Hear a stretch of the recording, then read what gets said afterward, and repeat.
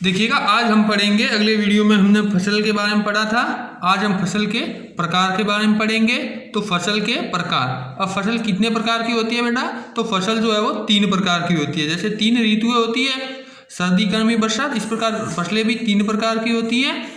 पहली रबी की फसल, दूसरी खरीफ की फसल, तीसरी जायद की फसल। रबी की फसल, तो रबी की फसल जो है वो कौन सी होती है? जो फसल अक्टूबर महीने के अंदर जिसकी बुआई होती है, अक्टूबर से नवंबर के बीच में इसकी बुआई होती है और इसको फरवरी मार्च के मध्य काट कर भंडारण किया जाता है। ये फसलें रबी की फसलें कहलाती हैं, जिसमें गेहूँ, जौ, चना, मटर, सरसों आदि आते हैं। फिर दूसरी आती है आपके खरीफ की फसल। यह जून से सितंबर के मध्य तैयार होती है। जून जुलाई में इसकी बुआई होती है और सितंबर अक्टूबर के इसको काट के भंडारण किया जाता है। ठीक है, इसके अंदर कौन सी फसलें आती है? तो ज्वार, मक्का, मूंगफली, तिल, मूंग, उड़द, ये सारी फसलें जो है वो खरीफ की फसलें कहलाती है। और तीसरी होती है जायद की फसल। तो जायद की फसल क्या है?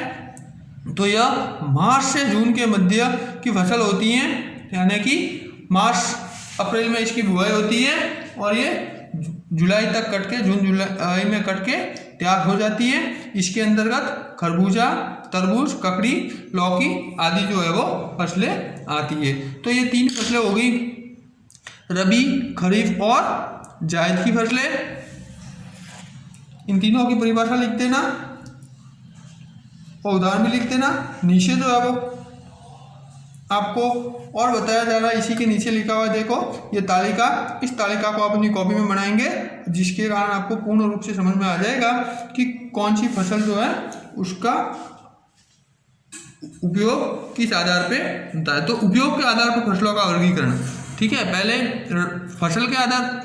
फसल के प्रकार जो है वो ऋतु के आधार पर हमने पढ़े। अब हम पढ़ते हैं उपयोग, यानी कि जो फसल है उनका हम कहाँ कहाँ किस प्रकार उपयोग करते हैं, उसके आधार पर फसलों का वर्गीकरण। तो ये आप तालिका बनाएंगे, पहला कॉलम क्रम संख्या, दूसरे कॉलम में आपको समान गुणों वाली फसलें, जिसमें अनाजी, दलहनी, तिलहनी, मसाले वाली और फल सब्जियों वाली और अन्य फसलें। यानी कि अनाजी मतलब जो अनाज सारे आ गए, दलहनी यानी कि जो दालें होती है वो सारी, तिलहनी जिससे तेल निकलता है वो फसलें, मसाले वाली फसलें जिससे मसाले बनते हैं, फल और सब्जियां और अन्य फसलें।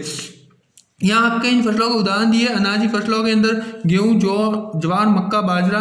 दलहनी में अरहर, मूंग, चना, मसूर, उड़द। तिलहनी फसल के अंदर मूंगफली, तिल, अलसी, सरसों, सोयाबीन, अरहर। मसाले वाली फसल के अंदर मिर्च, धनिया, अजवाइन, जीरा, हल्दी। और फल सब्जी के अंदर आम, बेर, मौसमी, माल्टा, भिंडी, लौकी, गोभी, टिड्डा आदि। ठीक है, तो इनका उपयोग किस प्रकार से है? तो अनाजी फसलों का रोटी और दलिया बनाने में, दलहनी फसलों का दाल बनाने में, तिलहनी फसलों का तेल निकालने के अंदर, मसाले वाली फसलों का उपयोग मसाले बनाने के लिए किया जाता है, फल और सब्जी का फल बनाने के लिए, और औषधि अन्य फसलें जो है वो औषधि और चारा है, तो ये औषधि बनाने और चारा बनाने के लिए इनका उपयोग होता है। अब फसल उत्पादन की प्रक्रिया क्या है, तो इसके बारे में भी हम आपको बता देते हैं, ये भी अपनी कॉपी में नोट कर लेना। किसान द्वारा, और याद भी कर लेना यहाँ से यहाँ तक, किसान द्वारा फसल बोने से पूर्व खेत की तैयारी से लेकर तैयार फसल को मंडी में बेचने के लिए ले जाने तक की संपूर्ण प्रक्रिया फसल उत्पादन प्रक्रिया कहलाती है। यानी कि किसान को फसल बोने के लिए जब वो खेत की तैयारी करता है, वहाँ से लगाकर पूरी फसल तैयार होकर मंडी तक पहुँचाने तक की जितनी भी प्रक्रिया है वो फसल उत्पादन की प्रक्रिया कहलाती है। तो इनको कि क्या क्या प्रक्रिया करनी पड़ती है किसान को, तो वो सारी प्रक्रियाएं जो है वो कृषि पद्धतियाँ या खेती के चरण कहलाते हैं। तो आपको यहाँ से ये अंडरलाइन कर लेना और इसको कॉपी में लिख लेना, और सारी की सारी प्रक्रियाएं कौन कौन सी करनी पड़ती है इसको भी अगले वीडियो में हम इन सबको एक एक को डिटेल से पढ़ेंगे। किसी फसल का उत्पादन प्राप्त करने के लिए किसान को कई प्रकार की क्रियाकलाप करने पड़ते हैं, बोने से लेके काटने तक के। तो क्या क्या करने पड़ते हैं?